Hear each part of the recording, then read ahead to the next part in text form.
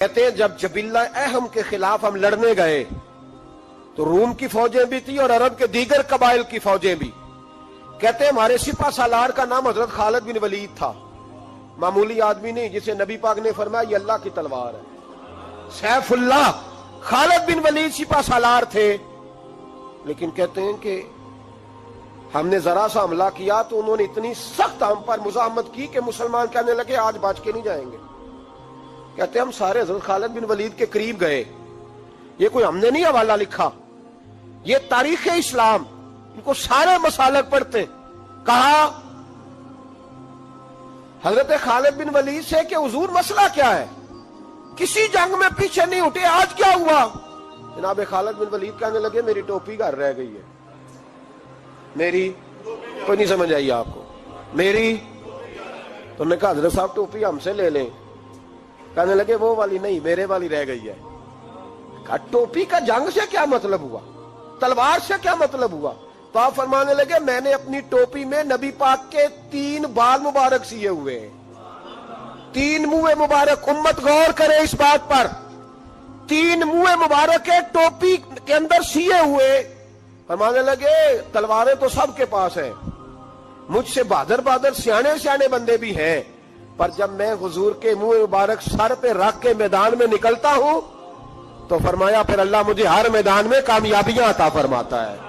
یہ نظریہ دیکھو, عقیدہ دیکھو, تبرک ہی کوئی نہیں, برکت ہی کوئی نہیں. کہاں بیٹھ کے دین پڑھا ہے؟ یا ہمیں سمجھا لو یا پھر ہم سے ایک کام ضرور کرو بھائی, ایک طرف تو آؤ نا. حضرت خالد بن ولید کہنے لگے ٹوپی رہ گئی ہے. صحابہ دلیری دینے لگے کچھ نہیں ہوتا, قربان جائیں. حضرت ابو عبادہ بن جراح کہتا ہے میں مدینے میں سویا ہوا تھا تو نبی پاک مجھے خواب میں ملے. حضور نے فرمایا میرے خالد کے گرد فوجیں چڑھ گئیں, تو یہاں سویا ہوا ہے, اٹھ پکڑ بندے چل پہنچ میدان میں. کہتے میں نے, حضرت ابو عبادہ بن جراح کہتے ہیں میں صبح اٹھتے ہی میں نے لشکر تیار کیے, گھوڑے دوڑائے, مدد کے لیے نکلے. جب ہم رستے میں جا رہے تھے تو ایک ہمیں نوجوان ملا گھوڑے پہ, سر پٹ گھوڑا دوڑا رہا ہے اور بڑی اس کی تیزی ہے. کہتے ہم نے آواز دی تو اس نے اور تیز کر دیا. حضرت خالد بن ولید کے میدان کے قریب پہنچ گیا. کہتے میں نے 2 سپاہی دوڑائے, میں نے جا کے کہا اسے روکو, کون ہے؟ کہتے جب ہم قریب گئے نا تو اس نے کہا پیچھے ہٹ جاؤ, قریب نہ آنا. کہتے ہم نے کہا تو کون ہے؟ کہنے لگے میں حضرت خالد بن ولید کی زوجہ ہوں, میں ان کی اہلیہ ہوں. تو کہا آپ کدھر جا رہی ہیں؟ کہنے لگی وہ منہ مبارک والی ٹوپی گھر بھول گئے تھے, اور ٹوپی بھول گئے تھے. سارے راز نہیں جانتے, میں بیوی ہوں, میں جانتی ہوں کہ خالد کو کامیابی ملتی تھی مصطفیٰ کے تبرک کی برکت سے. وہ ٹوپی بھول گیا ہے, مسئلہ بن گیا ہوگا. ٹوپی پہ نظر پڑی ہے تو مجھے کوئی اور ملا نہیں تو میں خود دینے جا رہی ہوں.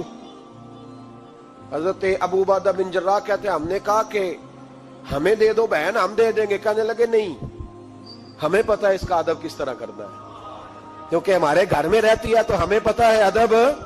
اور یارو اگر یہ ذائقہ ہی نہیں تو پھر تجھے حضور کی عزت کا پتہ ہی نہیں.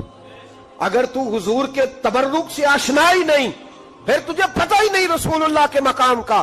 اقبال کہنے لگے اگر باؤ نہ رسیدی تمام بول حدیث, اگر تو حضور کے قدموں تک نہیں پہنچا پھر تو ابو لہب کے کھاتے میں جائیں گی تیری نمازیں.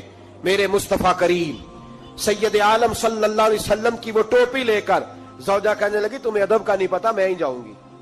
کہا چلو. کہتی وہ دوڑی گئی. حضرت خالد بن ولید کہتے ہیں اچانک میری نظر پڑی تو کافروں کی فوج تنی ہوئی تھی, وہ ٹوٹنے لگی اور ایک شاہ سوار دوڑا آ رہا ہے.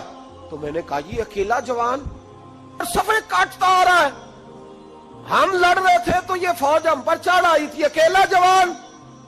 کہتے ہیں جب وہ جوان قریب آیا تو حضرت خالد بن ولید کہنے لگے جوان تو کون ہے, اکیلے نے سب کھول دی. تو کہتے ہیں زوجہ بول کے کہنے لگی نہیں, مسئلہ جوان کا یا کمزور کا نہیں خالد, مسئلہ یہ ہے کہ ٹوپی آج میرے پاس ہے. مسئلہ یہ ہے کہ ٹوپی آج اصل شے میرے پاس ہے, تو اس لیے صفے کاٹتی جا رہی ہوں, ورنہ مجھے تو چھری بڑی مشکل سے چلانی آتی ہے. ٹوپی آج میرے پاس ہے. یہ ہے ارض جنت, یہ طیبہ کی زمین ہے, جنت بھی یہی, مال کے جنت بھی یہی ہے. یہ میرے محبوب پاک کے تبرک کی برکت ہے. حضرت خالد بن ولید رضی اللہ تعالیٰ عنہ کو زوجہ کہنے لگی ٹوپی آ گئی ہے. ٹوپی آئی ہے تو سمجھ لو فتح بھی آ گئی ہے. حضرت خالد بن ولید نے ٹوپی پہنی, اتنی دیر میں حضرت ابو عبیدہ بن جراح بھی آ گئے. کہنے لگے تگڑے رہنا, پہنچ گئے ہیں. تو حضرت خالد بن ولید کہنے لگے نام بھی پہنچتے تو خیر تھی, اب مصطفیٰ کے بال مبارک پہنچ گئے, اب حضور کے منہ مبارک. او بھائیو یہ تبرک حضور جہاں رکے. صحیح بخاری, صحیح بخاری, صحیح بخاری حوالہ میرے ذمے. تو مسجد نبی کی دیوار نہیں نہ چومنے دیتا, تو حضرت حلیمہ کے گھر کا بوسہ نہیں نہ لینے دیتا. صحیح بخاری. حضرت عبداللہ ابن عمر مدینے کے مفتی, جنہیں میرے نبی پاک نے فرمایا راجل صالح, یہ نیک آدمی ہے. وہ جب جاتے تھے نا بیت اللہ شریف مکہ معظمہ, تو وہ جگہ ڈھونڈ ڈھونڈ کے نماز پڑھتے تھے جہاں میرے نبی نے نماز پڑھی ہے.